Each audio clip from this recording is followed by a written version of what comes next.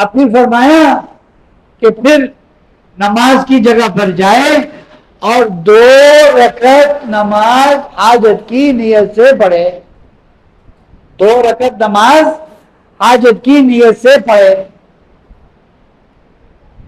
اب اس کے بعد دعا کرے.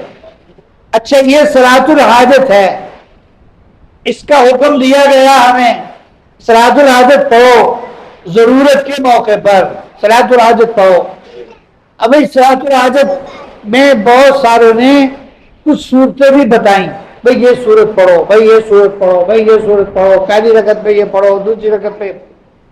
حضور کی طرف سے کچھ نہیں فرمایا گیا, حضور کی طرف سے کچھ نہیں فرمایا گیا کہ پہلی رکعت پہ یہ صورت پڑھو, دوسری میں یہ پڑھو, کیونکہ حضور اکرم صلی اللہ علیہ وآلہ وسلم تو آسانیاں پیدا کرنے کے لیے تشریف لائے. اگر آپ فرما دیتے کہ یہ صورتیں پڑھو تو لازمی ہو جاتا, اور اگر کسی اللہ کے بندے کو وہ سورج یاد نہیں تو اس کے لیے تو مسئلہ کھڑا ہو جاتا بیچارے. اسے حضور نے کچھ نہیں فرمایا.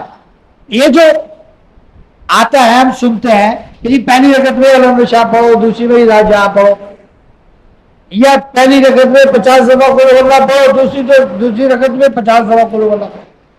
یہ بزرگوں کے تجربات ہیں, ٹوٹکے.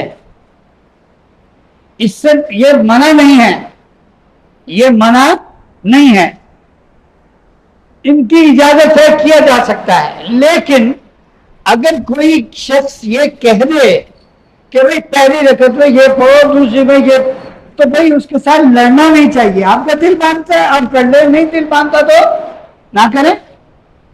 2 آپشن ہیں. اچھا اس کے بعد آپ نے فرمایا دعا کے لیے ہاتھ اٹھائے. جب دعا کرے سب سے پہلے اللہ کی تعریف کرے, اس کے بعد حضور صلی اللہ علیہ وسلم پر آپ نے فرمایا مجھ پر درود بھیجے. مجھ پر کیا بھیجے؟ حضور فرما رہے ہیں مجھ پر درود بھیجے. اب اللہ کی تعریف کرنے کا کیوں کہا گیا؟ حضور پر درود پڑھنے کا کیوں کہا گیا؟ اللہ کی تعریف, اللہ کی حمد, اللہ کی ثنا, اللہ کا شکر اس لیے ادا کرنا ہے. اللہ کو پہلے یہ بتانا اے اللہ آپ کی تو پہلے مجھ پر بڑی نعمتیں ہیں, آپ کے تو پہلے مجھ پر بڑے فضل و کرم ہیں, آپ کے تو پہلے مجھ پر بڑے احسانات ہیں, مجھے اور کی نعمت پڑ گئی آپ کے احسان کی.